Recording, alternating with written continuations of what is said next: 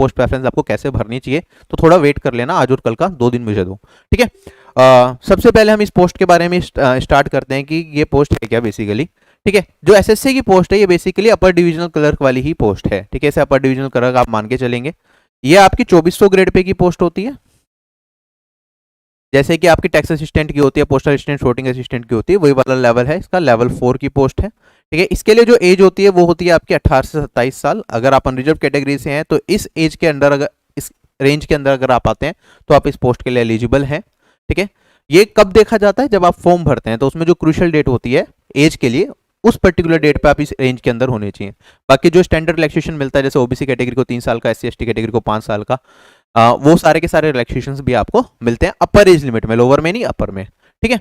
तो ये सारी की सारी चीजें हो गई। अब मैं स्टार्ट करता हूँ इस पर्टिकुलर पोस्ट के बारे में। सबसे पहले एसएससी सीजीएल 2022 के अंदर इसकी वैकेंसीज थी 2752, जो कि अब घट के हो गई हैं 1376, ठीक है। इसके बारे में मुझे कुछ ऐसा पता चला है कि काफी टाइम से जो एलडीसी सिलेक्टेड थे उन लोगों का प्रमोशन नहीं हुआ था यूडीसी की पोस्ट पे, तो उन लोगों ने शायद केस किया है कि उनका प्रमोशन के लिए जगह तो होनी चाहिए, ठीक है, तो उन्हें प्रमोशन दिया जाए, इसलिए थोड़ी सी वैकेंसी डिक्रीज की गई है शायद, नॉट 100% श्योर, ठीक है। बाकी फिलहाल हमारी वैकेंसी जितनी है तो इस हिसाब से हमें देखना है। आगे बात करते हैं।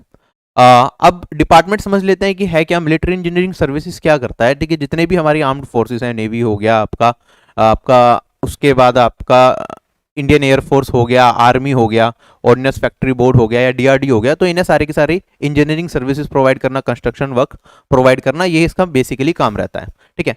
मिलिट्री इंजीनियरिंग सर्विसेज से आपको लगता होगा कि यहाँ पे टेक्निकल काम होगा, लेकिन जब आप सीजीएल या सीएचएसएल से सिलेक्ट हो रहे हैं तो वहां पे आपको कोई भी टेक्निकल काम नहीं होता, आपका सारा काम एडमिनिस्ट्रेटिव काम होता है, ठीक है। अगर आप एसएससी जेई का पेपर देते हैं तो भी इस डिपार्टमेंट में रिक्रूटमेंट होती है आपकी, तो वहां पे आपका इंजीनियरिंग रिलेटेड वर्क होता है।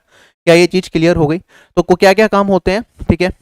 Building hospitals, airfields, building shop, workshops, roads, runway, ये सब बनाना, ठीक है। साथ ही साथ क्या होता है, जैसे कोई भी काम हो रहा है कंस्ट्रक्शन का, तो उसमें टेंडर निकाले जाते हैं कि कौन सी कंपनी को टेंडर दिया जाएगा, ठीक है। जो क्योंकि आप देखेंगे जो रोड बना रहे होते हैं, जो मजदूर होते हैं, वो गवर्नमेंट एम्प्लॉयज नहीं होते, वो कॉन्ट्रैक्ट बेसिस पे आते हैं, और वो भी किसी कंपनी के थ्रू टेंडर दिया जाता है, ठीक है। हमने एक कंपनी को टेंडर दिया गवर्नमेंट ने, ठीक है, वो कंपनी डिसाइड करेगी कैसे कैसे मजदूर रखने हैं, कैसे कैसे रोड बननी है एंड ऑल दैट।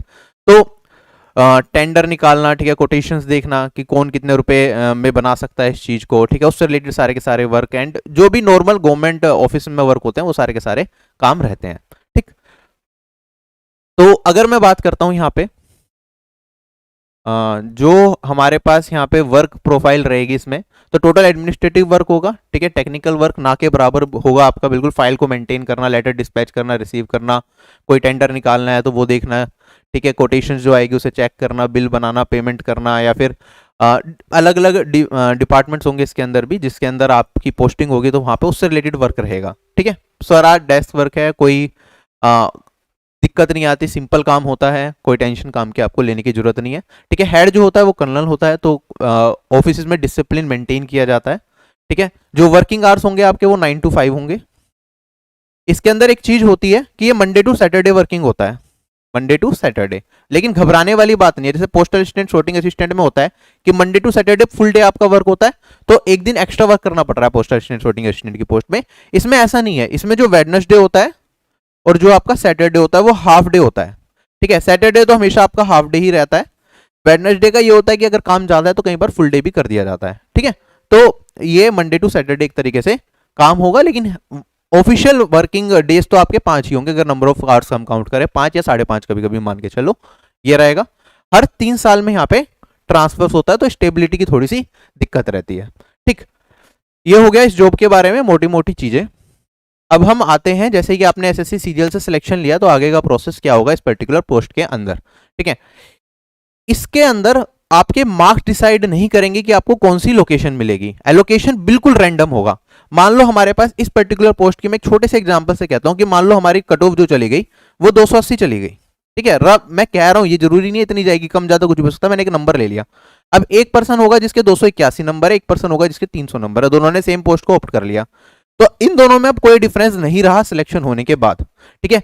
इसको भी कोई भी लोकेशन मिल सकती है, इसको भी ऑल ओवर इंडिया कोई भी लोकेशन मिल सकती है। तो सबसे पहले तो कमांड डिसाइड की जाएगी कौन से कमांड में आपको काम करना होगा। सदर्न कमांड है, ईस्टर्न कमांड है, वेस्टर्न कमांड है, सेंट्रल, नॉर्दर्न, और साउथ वेस्टर्न, इस तरह से कमांड्स स्प्लिट की हुई हैं। तो सदर्न कमांड में सदर्न के स्टेट्स आ जाएंगे, ईस्टर्न कमांड में आपके ईस्टर्न वाले स्टेट्स आ जाएंगे सारे के सारे, वेस्टर्न कमांड में वेस्टर्न वाले स्टेट्स आ जाएंगे, इस तरीके से चलेगा। तो ये आप इसकी ऑफिशियल वेबसाइट mes.gov.in पे भी जाके चेक कर सकते हैं कौन सी कमांड में कौन कौन से स्टेट्स हैं।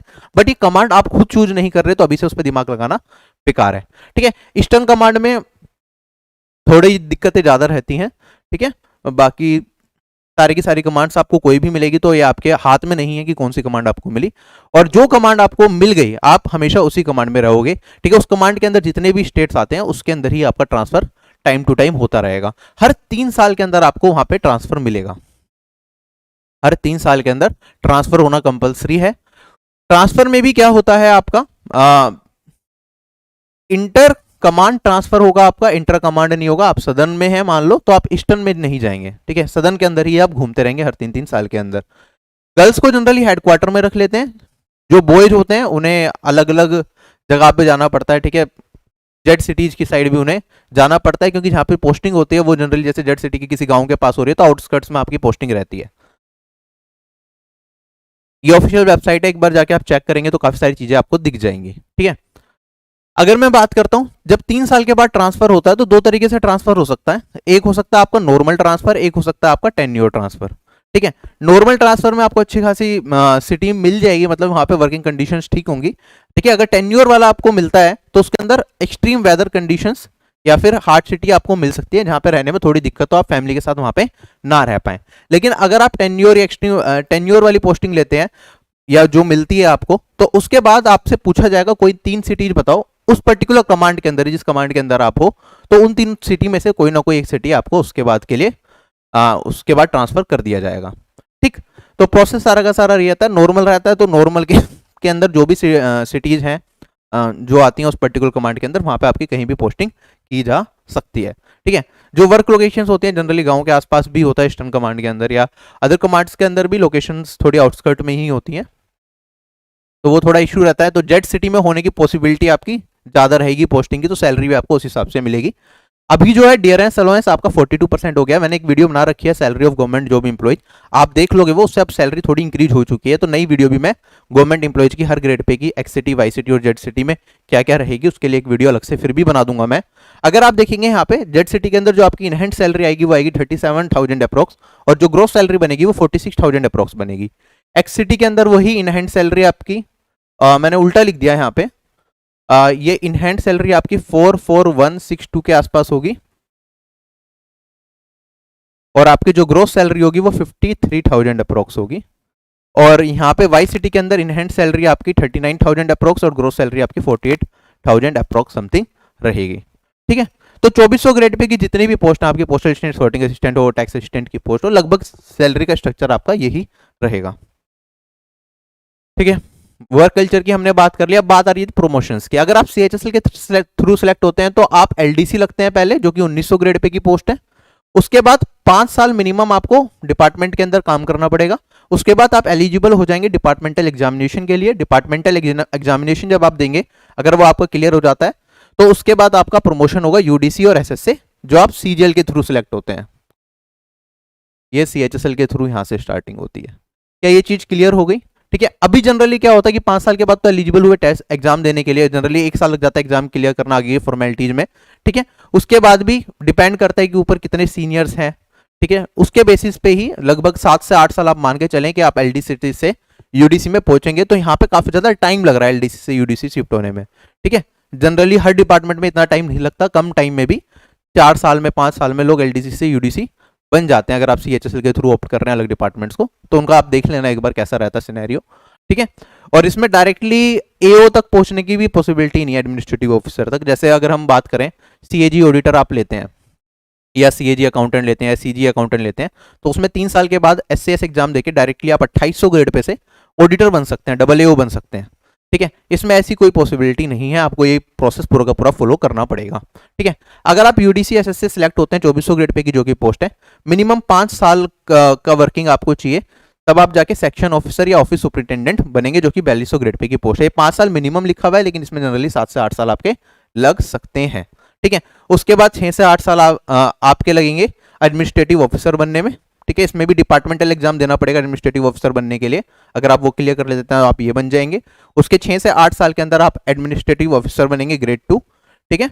और फिर अगर आप इसके बाद 10 साल की सर्विस और कर लेते हैं कॉन्टिन्यूस, तो आपका जो नेक्स्ट प्रमोशन होगा वो 5400 ग्रेड पे होगा। अगर प्रमोशन नहीं भी हो पाया आपका 5400 ग्रेड पे तो आपको मिलता है MACP modified assured career progression के तहत आपका जो सैलरी है वो इंक्रीज हो जाएगी 5400 ग्रेड पे के हिसाब से। ऐसे ही कोई भी पोस्ट पे अगर आप काम करते हैं, ठीक है, मान लो 10 साल तक आपका प्रमोशन नहीं हो रहा तो 10 साल के बाद आपकी सैलरी इंक्रीज हो जाएगी, ठीक है।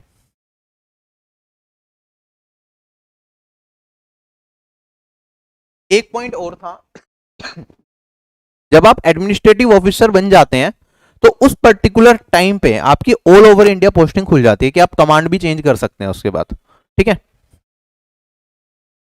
फैसिलिटी क्या होती है, क्योंकि आप मिलिट्री से रिलेटेड वर्क से जुड़े हैं तो आपको कैंटीन कार्ड की फैसिलिटी मिलती है, जहां पे आपको घर का राशन का सामान या बाकी सारी चीजें डिस्काउंटेड रेट्स पे मिल जाती हैं। जो भी आप परचेज करते हैं मिलिट्री स्कूल्स में आपके बच्चों का एडमिशन हो जाएगा, ठीक है। लिकर कार्ड नहीं मिलता, जो आर्मी पर्सनल होते हैं जिन्हें लिकर कार्ड भी मिलता है, यहाँ पे आपको लिकर कार्ड नहीं मिलेगा। और जैसे अगर आप डिफेंस ज्वाइन करते हैं, चाहे एएसओ इन सीएसएस आप लगते हैं, मिनिस्ट्री ऑफ डिफेंस आपको मिलती है वहाँ पे, या फिर आप एएफएचक्यू ज्वाइन करते हैं डिफेंस के अंदर, या फिर आप सीजीडी ऑडिटर भी लगते हैं, तो वहाँ पे स्मार्टफोन्स ऑफिस के अंदर अलाउड नहीं होते, ठीक है। यहाँ पे अगर हम देखेंगे, यहाँ पे आप स्मार्टफोन्स को अपने ऑफिस के अंदर कैरी कर सकते हैं, कोई दिक्कत आपको नहीं होगी। क्या ये चीज क्लियर है? टाइमिंग्स की अगर मैं बात करूं तो मैंने बताया आपको 9 to 5 आपकी जॉब होती है, ठीक है। वेडनेसडे और सैटरडे में हाफ डे होता है आपका, कहीं कहीं वेडनेसडे में फुल डे भी काम करवाया जा सकता है, ठीक है। बाकी जो गवर्नमेंट की हॉलीडेज होती हैं, पक्स होती हैं, वो वैसी की वैसी ही रहेंगी।